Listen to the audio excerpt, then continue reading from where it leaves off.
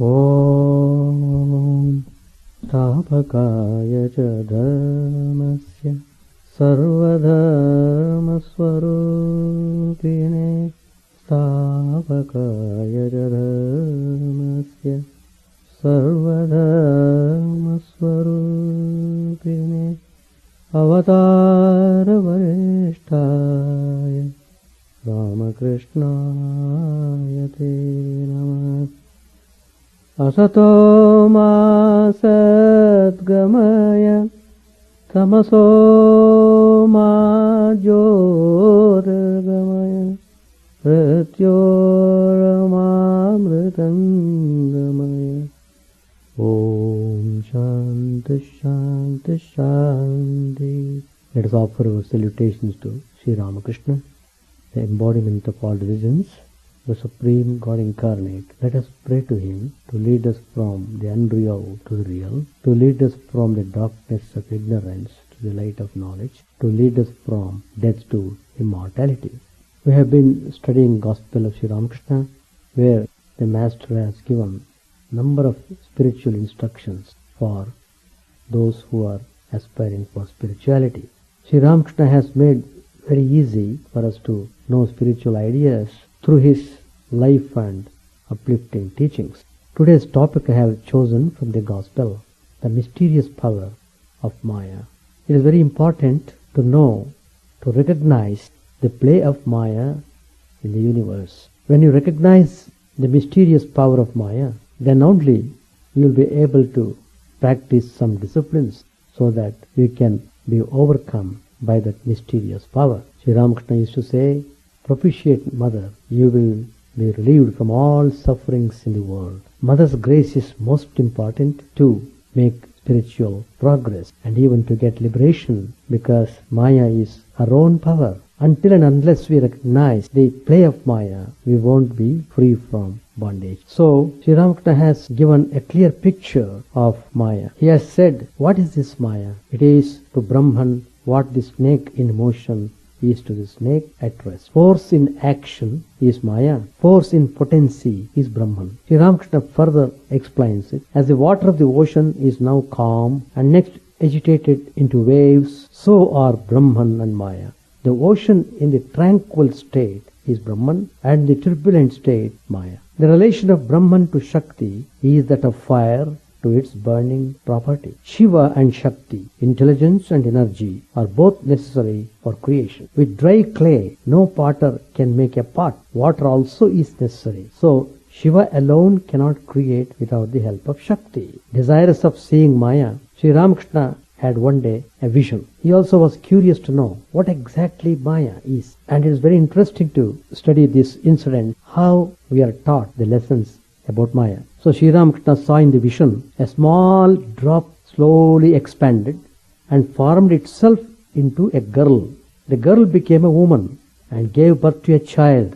And as soon as the child was born, she took it up and swallowed it. In this way, many children were born to her and were devoured by her. Then Sri Ramakrishna realized that she was Maya.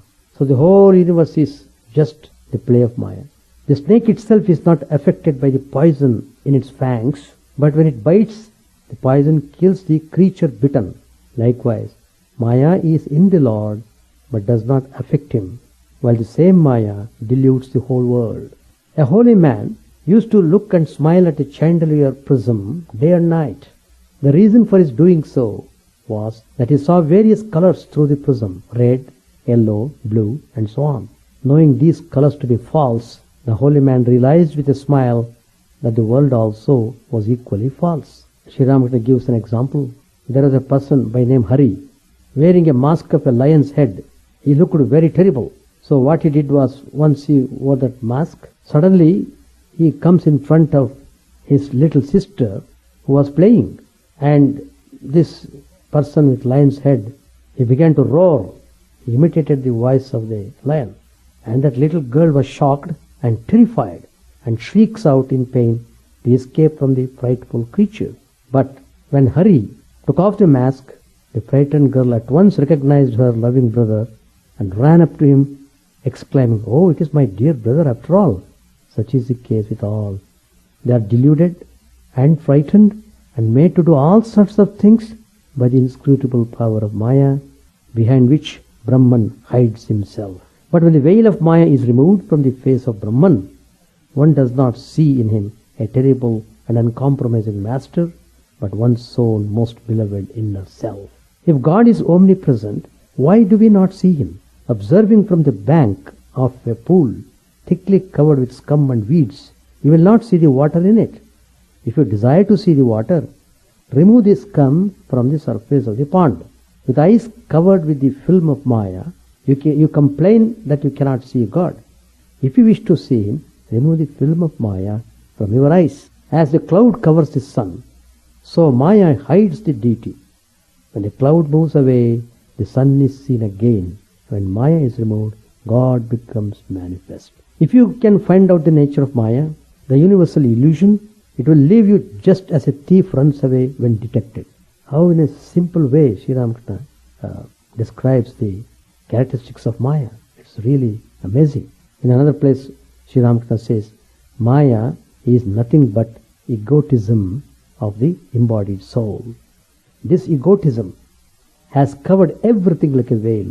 All troubles come to an end when the ego dies. This Maya, that is to say, the ego is like a cloud.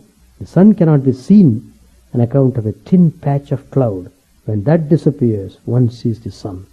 If by the grace of the Guru, one's ego vanishes, then one sees God. Sri Rama, who is God himself, was only 2.5 cubits ahead of Lakshman. But Lakshman couldn't see him because Sita stood between them. Lakshman may be compared to the Jiva and Sita to Maya. Man cannot see God on account of the barrier of Maya. Just look, I am creating a barrier in front of my face with this towel. Now, you can't see me even though I am so near. These are the words of Sri Ramakrishna. Likewise, God is the nearest of all, but we can't see him on account of this covering of Maya. The Jiva is nothing but the embodiment of Satchidananda. But since Maya or ego has created various upadhis, he has forgotten his real self. Because we have forgotten our real self, we are undergoing never-ending suffering. One person the other day came to discuss. He asked, Swamiji, I have got a question. Then I told, what's your question? My question is, how many times a person is to be born? I told there is no end for it. You have to keep on taking birth again and again until and unless you realize God. In other words, until and unless you realize the true nature of yourself, you must keep on coming back and forth. There is no limit. Endless births you have to take. Why? Because you are the cause of that kind of coming back and forth. You yourself are the cause. How? You build up desires in every life. In order to satisfy yourself, you keep on coming back and forth. It's very simple. If you have to stop being born again and suffer in this world, you have to organize your desires and become desireless. In the sense, your whole mind must be able to focus on the Divine Supreme, on your own self, true self, which the Upanishads say is in the form of Jyoti, light. Just concentrate on that light, be satisfied with that, never desire anything. If you reach that state of total desirelessness, that means mind doesn't want to go anywhere else. That's the meaning of desirelessness. When you like an object, you like it so much you want to be there with the object all the time. The same way, when you love the nature of Atman, when you feel joy in your meditation, you won't feel like getting distracted from meditation. The more and more you feel joy, the more and more you want to be in meditation all the time. That's what Swami Vivekananda also said to Sri Ramakrishna. Master, I want to be in Nirvikalpa Samadhi forever. Why did he say so? Because Nirvikalpa Samadhi is the state wherein you enjoy perpetual bliss. When that state is achieved, you are no more to be born. And this kind of coming back and forth looks very silly. You are never born, you never die. You come to that reality. But till then, you have to keep on coming back and forth, dancing, falling, jumping, crying, all sorts of things. So, Sri Ramakrishna tells, why a person forgets his real self is because of the upadhi. Each upadhi changes man's nature. If he wears a fine black bordered cloth, you will at once find him humming Nidhu Babu's love songs, then playing cards and a walking stick follow. If even a sickly man puts on high boots, he begins to whistle and climbs the stairs like an Englishman, jumping from one step to another.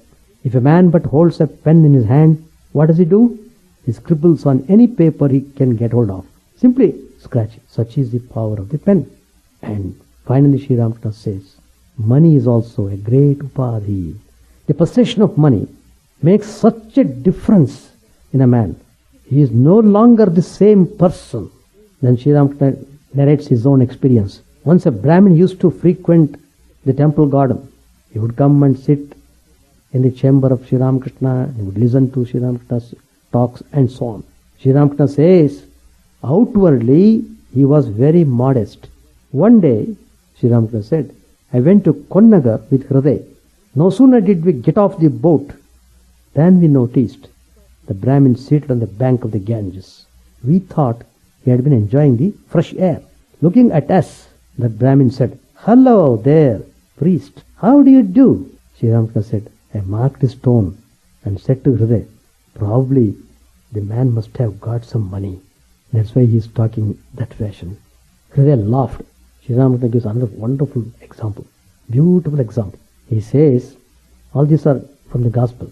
A frog had a rupee, $1 coin, which it kept in his hole. One day, an elephant was going over the hole, and the frog coming out of the hole in a fit of anger, raised his foot as if to kick the elephant and said, how dare you walk over my head? Such is the pride that money begets. Just because the frog had $1. One can get rid of the ego after the attainment of knowledge. On attaining knowledge, one goes into samadhi and the ego disappears. But it is very difficult to obtain such knowledge. It is said in the Vedas that a man experiences samadhi when his mind ascends to the seventh plane. The ego can disappear only when one goes into samadhi. Where does the mind of a man ordinarily dwell? In the first three planes. These are at the organs of evacuation and generation and at the navel. Then the mind is immersed only in worldliness, attached to lust and gold. A man sees the light of God when his mind dwells in the plane of the heart. He seizes the light and exclaims, oh, what is this? What is this? The next plane is at the throat. When the mind dwells there, he likes to hear and talk only of God. When the mind ascends to the next plane, in the forehead, between the eyebrows, he sees the form of Chidananda and desires to touch and embrace it. But he is unable to do so. It is like the light of a lantern, which you can see but cannot touch. You feel as if you are touching the light, but in reality you are not. When the mind reaches the seventh plane, then the ego vanishes completely and the man goes into samadhi. Now, our scriptures very nicely deal with this subject of Maya. In Devi Bhagavatam, there is an episode which is very interesting. Lord Vishnu said, whoever is endowed with the three gunas, sattva, rajas, tamas, be he a knower of the Vedas, or a yogin, or a conqueror of his passions, or all-knowing, whatever it may be, he is not able to conquer Maya. And Narad was always communicating with Lord Vishnu. He would always come to Vishnu as many times as he wanted to come. So, Narad was personification of devotion. The whole mind was matured, enjoying the bliss of the vision of God. One day, he expressed his desire to understand the Lord's Maya. What is this Maya? Lord Vishnu kept quite simply for some time, as if he didn't take it very seriously. But Lord Vishnu really wanted to show him what is Maya. So what he did was, come on, let us go to a certain place. So he took him on his vehicle, Garuda. Garuda is a chariot, on which Lord Vishnu would travel. So accompanied by Narad, he went on the vehicle of Garuda. And he crossed over many, many beautiful realms of manifestation, different regions. At one particular spot, Lord Vishnu asked Narad, go and take bath in the lotus-filled pond. You see, you're seeing the pond, lotus pond there? Go and take a bath. Narad immediately went there and he entered the water. As soon as he dipped his body in the lotus pond, his male form turned into a female form. He became a woman. And he forgot his identity. The moment he changed his form from male form to female one, he lost his identity. Then the tamasha continues. When he was changed from man to woman, what happened? His tambura, his clothes, his memory, and the beloved form of Vishnu, they all vanished. He totally became unaware of any of those things. So, that's how the container, see, a person in the tiger's form, how he behaves, he can't behave like a god, or he can't behave like a man, he behaves like a tiger. So body is very important, which body you are taking, accordingly you behave. That's called upadhi. Now here, Narad has become a woman, and he has become most charming woman. It so happened, the king was passing on the way with a big retinue, and he was so much drawn towards this woman, and he immediately took her. Well, how nice you are here. Come on, you have to live in our palace. It's wonderful. So he took her into his palace, and in course of time he married her. The king married this lady Narad. Over the years, this story is there in the Devi Bhagavatam. Sri Ramakrishna also tells the story in a different way. But anyway, over the years, what happened? What happens to every person who marries? Begetting children, is it not? It's natural. So, this lady, she had many children, not only many children, grandchildren also. So, this lady Narad is named, now she has become a queen, Saubhagya Sundari. That is her name. Queen Saubhagya Sundari. Saubhagya Sundari, most beautiful woman. That's the meaning. Most auspicious, beautiful looking. So, what happened in this process? She became entirely immersed or totally involved in royal family life. Luxurious life, and was completely forgetful of her identity under the influence of Lord's Maya. Still the story continues. So it went on. How long? For many, many years. She was in the climax of happiness, so to say, enjoying her life immensely, with children and grandchildren, with so much power, position, respect from everybody. But situation did not continue the same way. A rival king, he became very jealous by seeing the glamour and glorification of this king and the queen. So he waged a war. Then the queen's husband, the king, and all the children, they had become grown up, Many sons, he had many children. They all marched to the battlefield to fight. In course of fighting, they were all killed outright. Everyone was killed. So the queen saw this sight. What a terrible state it is. So she couldn't bear this sight anymore because she has lost everything. King gone, that is most beloved husband is gone, children are gone. What is this nonsense? What a stupid state I am living with. So what she wanted to do was, she wanted to make sati. Sati means she wanted to burn herself in the fire, funeral pyre, So she gathered up all the bodies. She herself constructed a funeral pyre and lit it aflame with the idea of committing sati. She wanted to jump into the fire. So she entered into the fire. At that point of time, one hand extended to ward off the heat. An arm came out of the flames and pulled her through. With eyes wide in wonder, Narad found himself in male form again, standing in the pool that he had entered earlier to bathe and holding the Lord's hand. Gazing meaningfully into his devotee's eyes, Lord Vishnu said, "Now do you understand a little of my Maya? But what are you doing standing here in the waters? Come forth and let us be off." So he showed the Maya.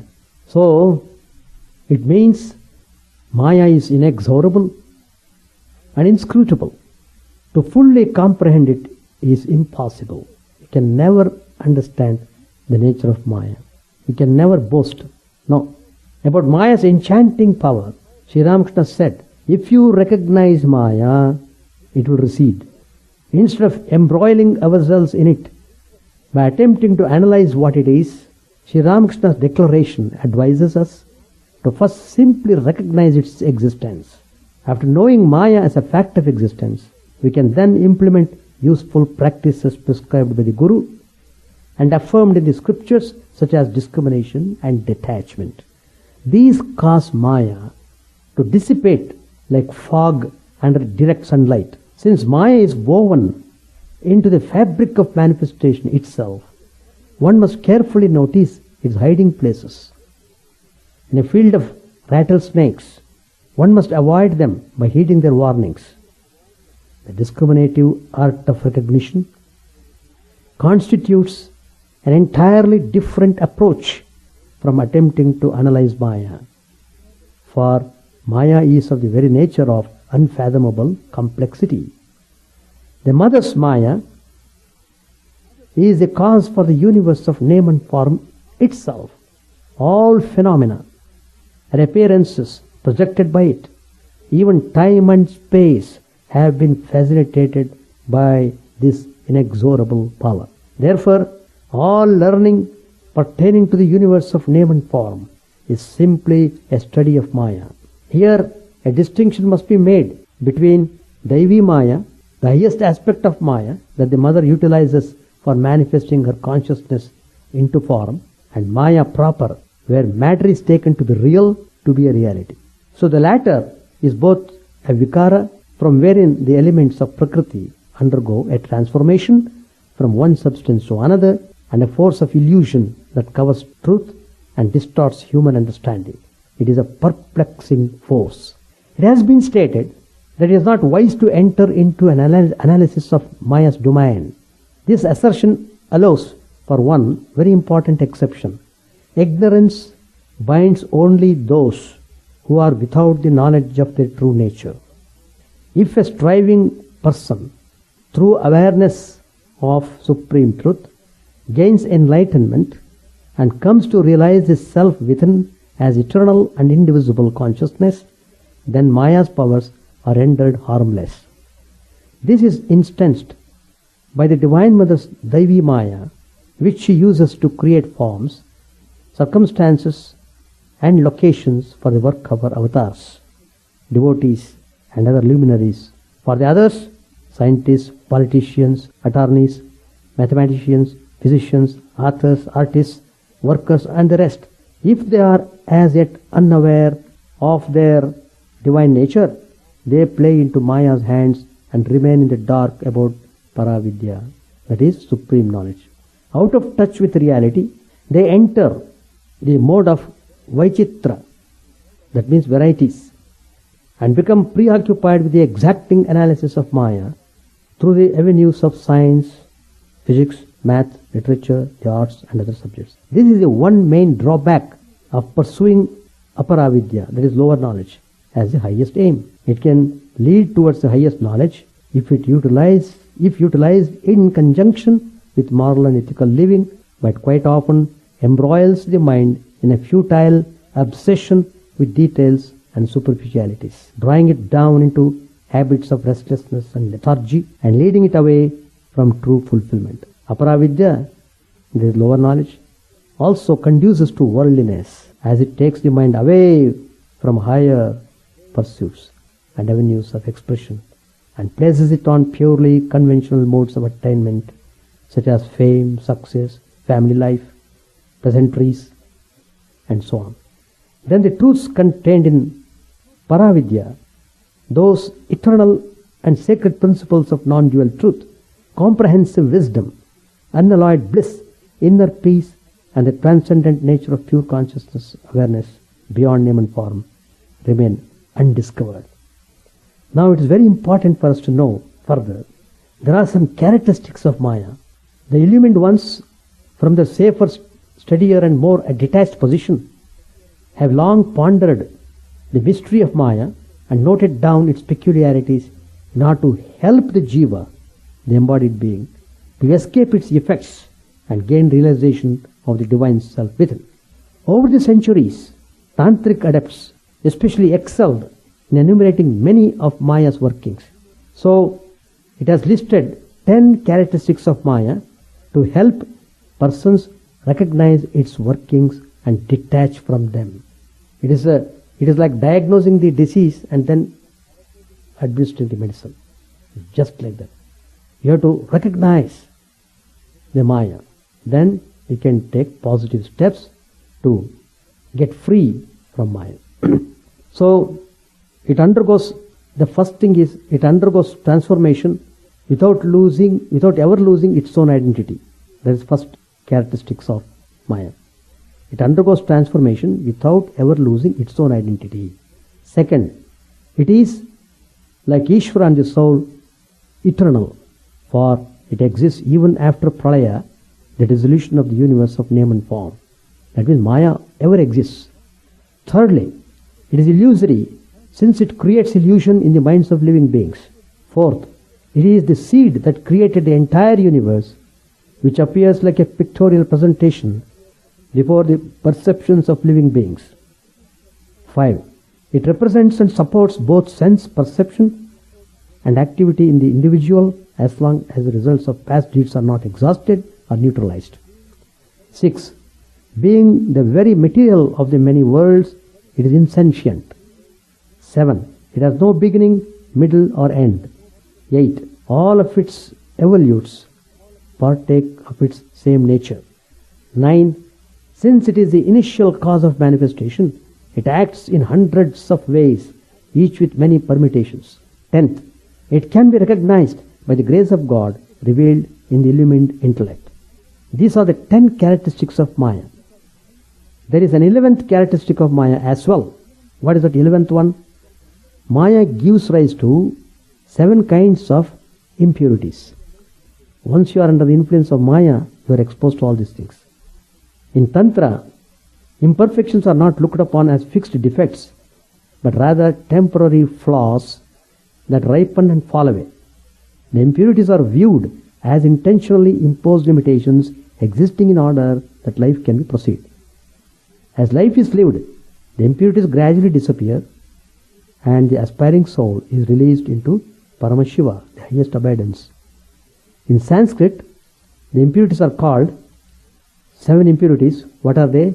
Moha, Mada, Raga, Vishada, Shoka, Vaichitra and Harsha. These are the 7 impurities. What is Moha? It is a particularly insidious form of morbid fascination which causes beings, that means which causes people to become attached to evil deeds as if they were good deeds. In today's, if you notice, governments, judicial systems, social organizations and religious institutions, for instance, beings are perpetuating all manner of detrimental actions and calling them beneficial. It is a mass delusion on a collective level, going to war to establish peace, judging people by a harsh and inflexible standard of law rather than with compassion, performing social service with selfish motives and hidden agendas. These are some examples of moha in the individual and collective consciousness. Educating young minds by teaching only worldly knowledge while ignoring the source of all knowledge is another example. That's what we are seeing in the world today. Nobody is interested in spiritual knowledge. 1 in 1 million may be little interested. Little bit. That's because of moha. They're so much carried away by the worldly knowledge. The second one is mada. What is mada? It taints the mind with vanity and self-aggrandizement.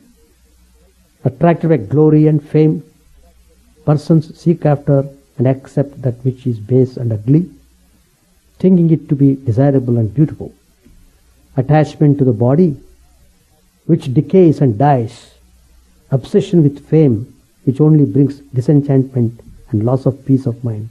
Seeking after power that gradually corrupts and destroys. These are instances of mother's influence. What is raga? Raga means attachment.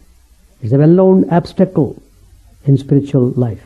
It cripples the human mind by robbing it of its freedom and spontaneity.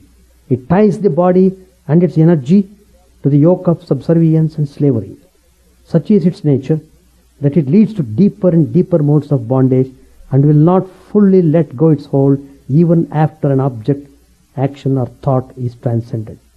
In this case, persons actually become attached to attachment and remain so for lifetimes. Embodiment in a form that repeatedly suffers the agonies of birth, disease, old age and death is a prime example. Next is Vishada. It is sorrow and grief. It pervades the mind with despondency and depression, making it unable to raise itself up and accomplish even menial tasks. The guna of tamas, slothfulness or inertia, is its close partner. Its presence can last for a lifetime as it blinds the individual with the overwhelming dejection and unhappiness. Loss of fortune, unrequited love, unforgiving grudges, uncontrolled passions, these are open doors through which Vishada can make its entrance.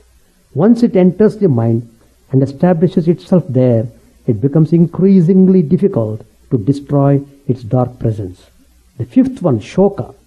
It constitutes a vast set of afflictions that plague the mind and make it dull and lifeless. It saps body, mind and soul of vitality and motivation and fills it instead with doubt, reticence and complacency. Under the constant array of blows proceeding from life and its experiences, the struggling person staggers and falls and soon gives up. Spoiled dreams, dashed desires, elusive attainments, frustrated success and the like all inhabit the realm of Shoka. In association with Raga and Vishada, Shoka breeds well in the hearts and minds of living beings. The sixth one is Vaichitra, that means variety. In this connection, it refers to the many distractions that tempt and haunt the mind, making it restless and imbalanced. Because so much distraction, so much temptation, you lose your balance. Its presence brings about the loss of steadfastness, a quality which tends itself well to a wide degree of attainments ranging from basic happiness to meditation. For the sake of experiencing diverse pleasures in the form of tastes, feelings, sights and even intellectual stimulation, persons take to Vaichitra like an old friend. In conjunction with Moha, it attracts the mind and senses to the many, thereby obscuring the one, a characteristic trick of Maya. It leads to unadvisable contact with the other impurities, which all play into each other in insidious fashion. The last one is Harsha.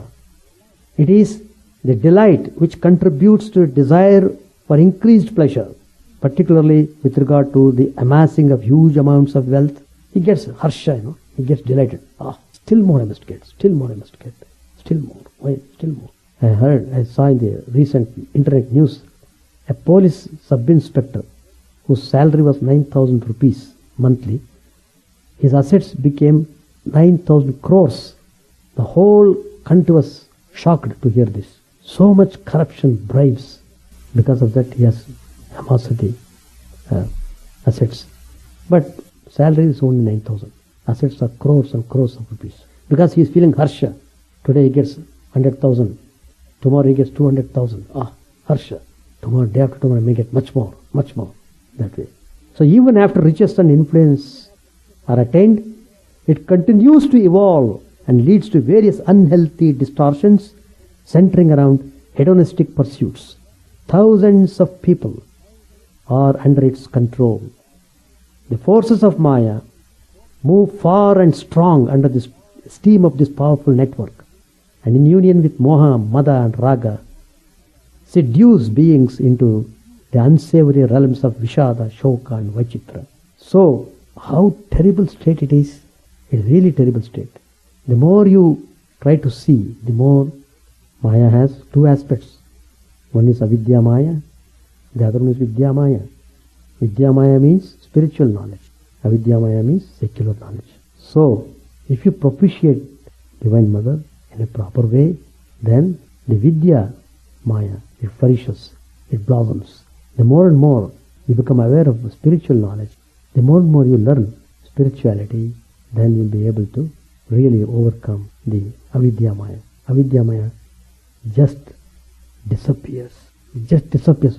Only you have to be very stable in your spiritual knowledge. That is why we are planning to build Sri Ramakrishna Universal Temple. Page 842. Master said, people around here are not good. So many criticize you. He was referring to Girish Chandra Ghosh. Girish said, I don't care. Please tell. Master said, all right, you may serve me when I go to your house. Girish said, no, it is not that. I want to serve you here. Girish was insistent. The Master said, well, that depends on God's will. Referring to the Master's throat trouble, Girish said, please say, let it be cured. All right, I shall thrash it out. Kali, Kali. Sri Ramakrishna said, you will hurt me. Girish, oh throat. Girish said, oh throat, be cured. He blows at the throat like an exorciser. Are you not all right? If you are not cured by this time, you certainly will be if I have any devotion to your feet. Say that you are cured. Master sharply, he said, leave me alone. I can't say those things. I can't ask the Divine Mother to cure my illness. All right, I shall be cured if it is the will of God. Girish said, you are trying to fool me. You are trying to fool me. All depends on your will. Master said, shame. Never say that again. I look upon myself as a devotee of Krishna, not as Krishna himself. You may think as you like. You may look on your Guru as God. Nevertheless, it is wrong to talk as you are talking. You must not talk that way again. Girish, please say you will be cured. Master, very well, if that pleases you. Girish was still under the influence of drink. Now and then he said to Sri Ramakrishna, well, sir, how is it that you are not born this time with your celestial beauty? A few moments later he said, I see, this time it will be the salvation of Bengal. A devotee said to himself, why Bengal alone? It will be the salvation of the whole world. Girish said, addressing the devotees, does any of you understand why he is here? It is for the liberation of their suffering has moved him to assume a human body. The coachman was calling Girish. He got up and was going toward the man. The Master said to Yam, watch him where he is going. I hope he won't beat the coachman. Yam accompanied Girish. Presently Girish returned. He prayed to Sri Ramakrishna and said, O God, give me purity that I may not have even a trace of sinful thought. Master said, you are already pure. You have such faith and devotion. You are in a state of joy, aren't you? Girish said, no sir, I feel bad. I have worries. That's why I have drunk so much liquor. A few minutes afterwards Girish said, Lord, I am amazed to find that even I, have been given the privilege of serving the perfect Brahman. What austerities have I practiced to deserve this privilege? Sri Ramakrishna took his midday meal. On account of his illness, he ate very little. The Master's natural tendency of mind was to soar into the plane of God consciousness.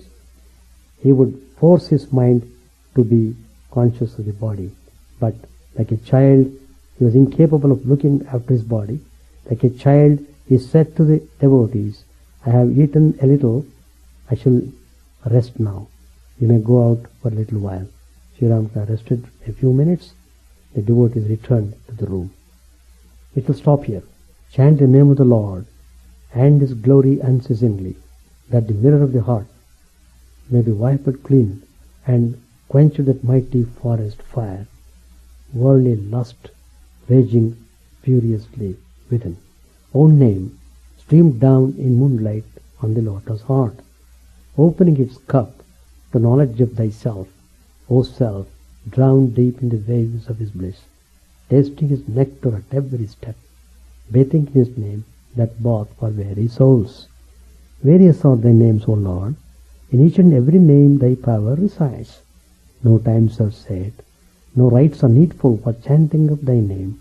So vast is thy mercy, how huge then is my wretchedness, who find in this empty life and heart no devotion to thy name. O my mind, be humbler than a blade of grass. Be patient and forbearing like a tree. Take no honor to thyself, give honor to all. Chant unceasingly the name of the Lord. O Lord and soul of the universe, mine is no prayer for wealth or retinue, the playthings of lust or the toys of fame. As many times as I may be reborn, grant me, O Lord, a steadfast love for thee. A drowning man in this world's fearful ocean is thy servant, O sweet one. In thy mercy, consider him as dust beneath thy feet. Oh, how I long for the day when an instant separation from thee, O Lord, will be as 1,000 years, and my heart burns with his desire, and the world without thee is a heartless void. Prostrate at thy feet let me be, in unwavering devotion, neither imploring the embrace of thine arms, nor bewailing the withdrawal of thy presence, though it tears my soul asunder. O thou who stillest the hearts of thy devotees, do with me what thou wilt, for thou art my heart's beloved, thou and thou alone.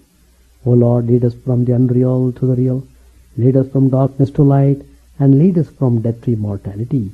May all be free from dangers, may all realize what is good, may all be actuated by noble thoughts, may all rejoice everywhere, may all be happy, may all be free from disease, may all realize what is good, may none be subject to misery. May the wicked become virtuous, may the virtuous reign tranquility, may the tranquil be free from bonds, may the freed make others free. May good betide all people, may the sovereign righteously rule the earth, may all beings ever attain what is good, may the worlds be prosperous and happy, may the clouds pour rain in time, may the earth be blessed with crops, may all countries be freed from calamity, may holy men live without fear. May the Lord, the destroyer of sins, the presiding deity of all works, be satisfied. For, he being pleased, the whole universe becomes pleased. He being satisfied, the whole universe feels satisfied.